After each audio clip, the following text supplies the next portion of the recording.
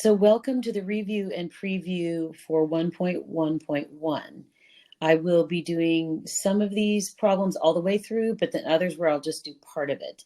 To start off, I have this little diagram here, so you can take a minute and take a look at it and see if you come up with the right answer. Not given any clues, but if you hang around till the end, I'll let you know what it is. So let's just dig in. So in this particular problem, if you go ahead and read through it, it says find f of 3 means to find the output of function f of x for an input of x equals 3, which means we would put 3 into this x value and into this x value. The same thing's going to happen on f of 4 here on A. So if I started out with that, it'd be f of 4, and then I would just plug in the 4 minus 2. This one's pretty easy, so we're just going to go ahead and finish it. So it's 1 over 4 minus 2, which is just 1/2. That means that the f of 4 equals 1/2.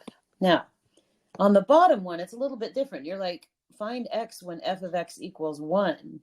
The easiest way to handle this is to take that same equation and set it equal to 1. So if these both equal 1, I'm going to change from, this is the equation.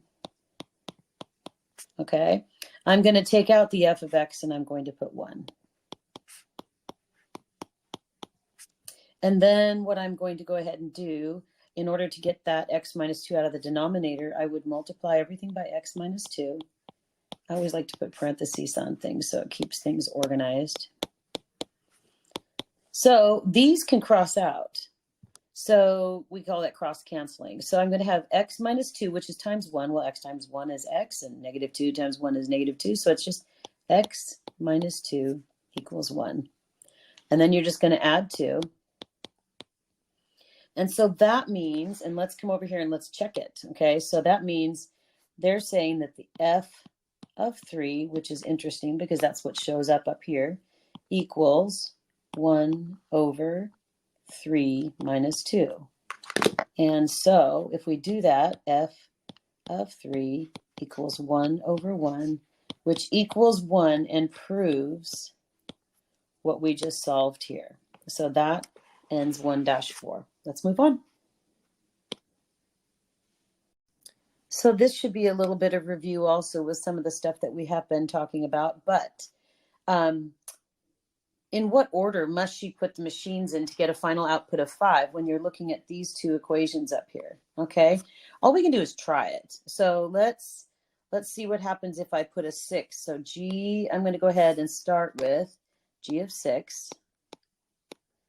And I'm just going to go ahead and put it in I'm going to put the 6 in 6 minus 5. So that means G of 6 equals the square root of 1, which equals 1, okay? Well, let's go ahead and take that 1 and plug it into the h.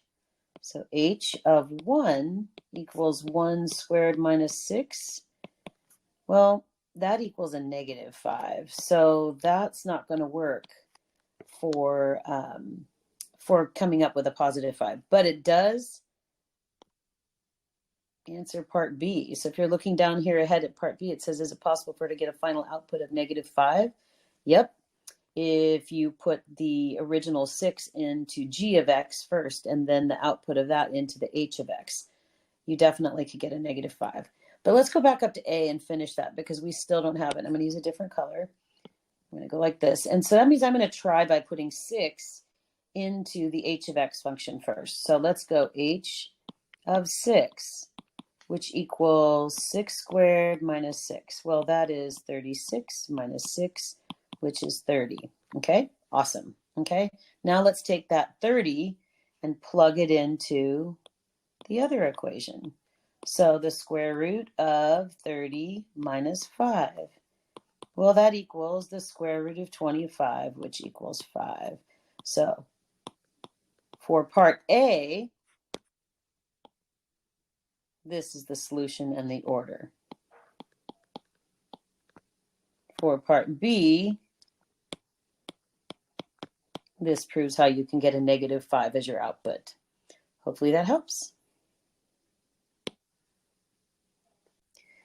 So this is an interesting one that you typically won't see very much of, and it's not really linear, although some people are going to start by saying it's linear. It says, an average school bus holds 45 people. Sketch a graph showing the relationship between the number of students who need bus transportation and the number of buses required. Well, 45 on a bus means it's full, okay? But you could end up with 60. But you still have one full bus. But does that mean the other 15 kids don't get to ride a bus? No, that just means they have to order a second bus. So it's going to look a little different than you're used to.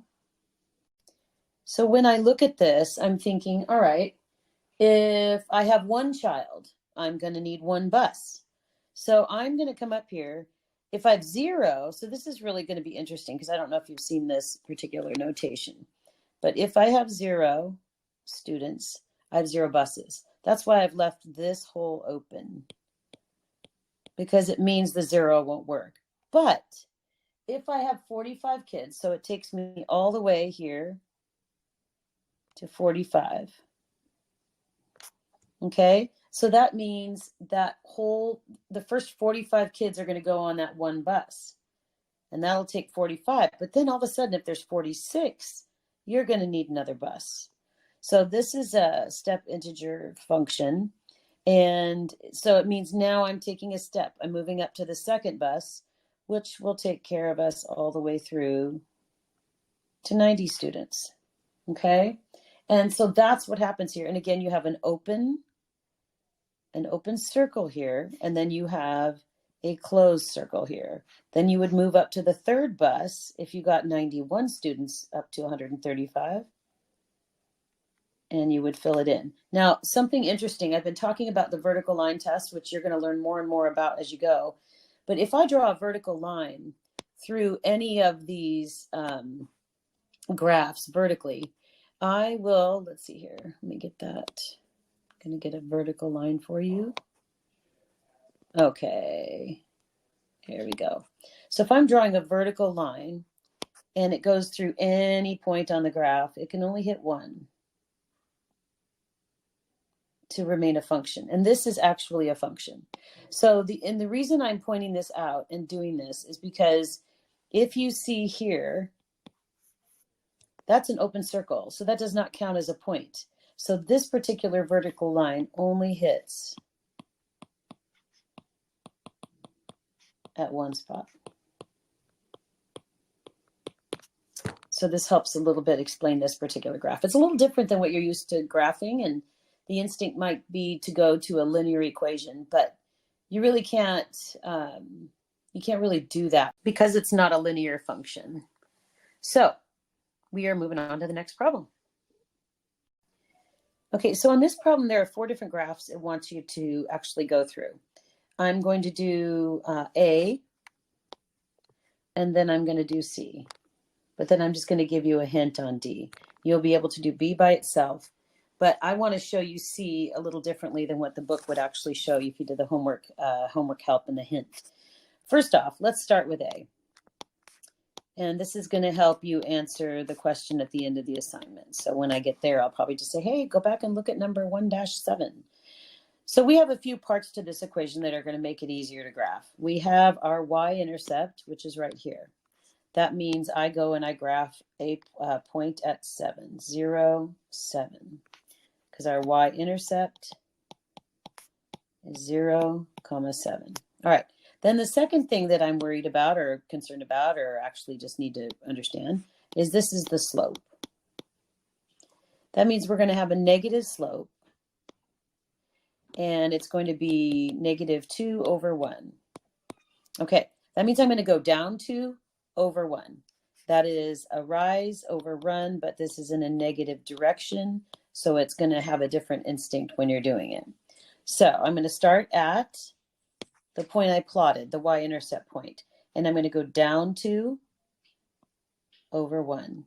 So there's another point, down 2 over 1, and down 2, just to give you an idea, there's 3 points there. So then I'm going to go and I'm going to get myself a linear, a line actually, and we're just going to draw our line, and I'm hoping it takes me through the points there. I'm drawing it slowly because I'm trying to go all the way through the graph. So that ends up being the y equals negative 2x plus 7. So there's our y-intercept. Oops. Let me get the pen again.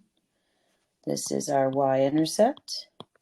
And then you'll see different points as you're going down the graph. And that's down 2 over 1. That's a negative slope. Negative slope always goes down to the right, whereas a positive slope goes up to the right. Okay, that ends that one. Let's move to part C so I can show you an easier way to graph a standard form equation. Just a moment. Now, on C, you could take that 3x plus 2y equals 6 and then just graph it by changing it all into a y equals. So I would subtract 3x. Then I would divide everything by 2. Oops, I forgot to divide the 6 by 2. That's kind of important.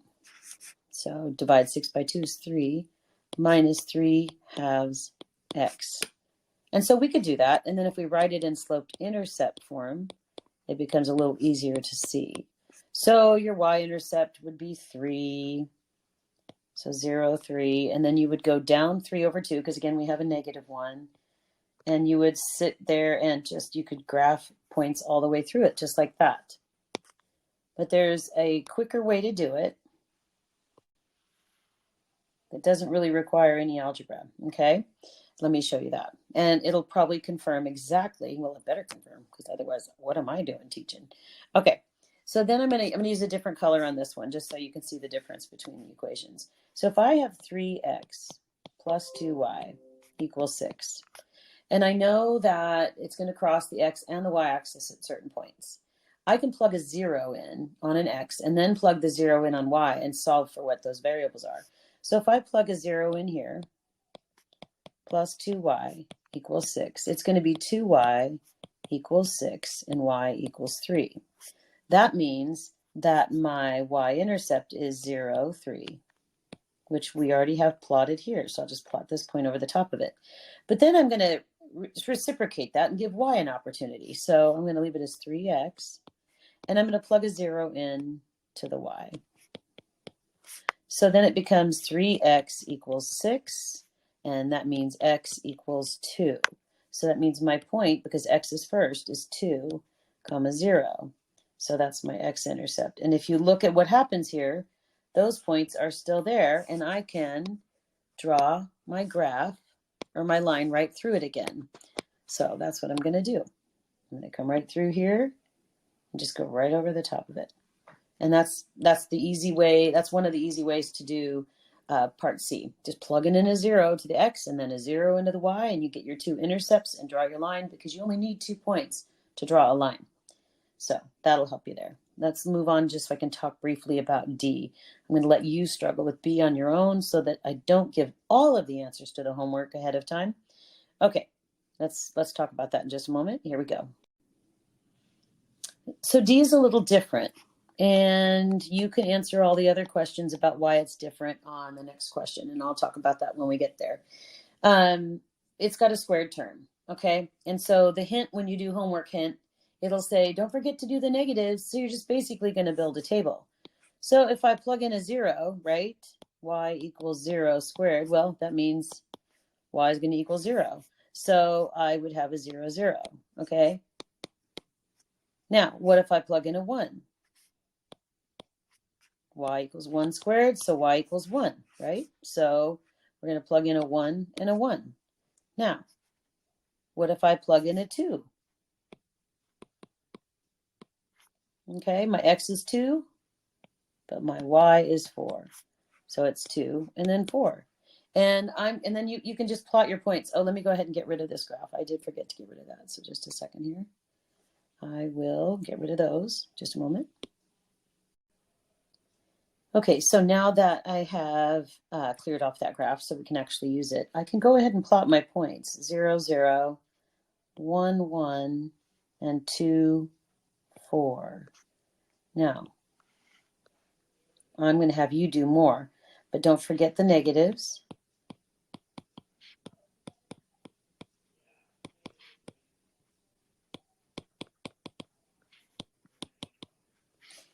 and add another point or two.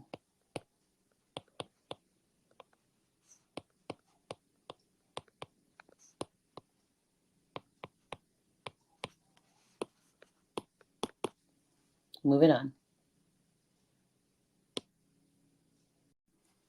Okay, so these are the last two problems that you can actually figure out yourself.